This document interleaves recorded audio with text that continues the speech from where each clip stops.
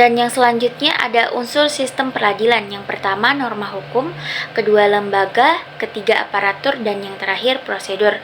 Selanjutnya juga ada landasan konstitusional.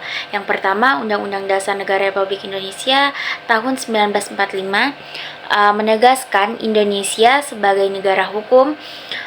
Selanjutnya pasal 24, kekuasaan kehakiman merupakan kekuasaan yang merdeka untuk menyelenggarakan peradilan guna menegakkan hukum dan keadilan. Selanjutnya juga ada kekuasaan kehakiman dilakukan oleh Mahkamah Agung beserta badan peradilan di bawahnya dan oleh Mahkamah Konstitusi. Selanjutnya prinsip negara hukum.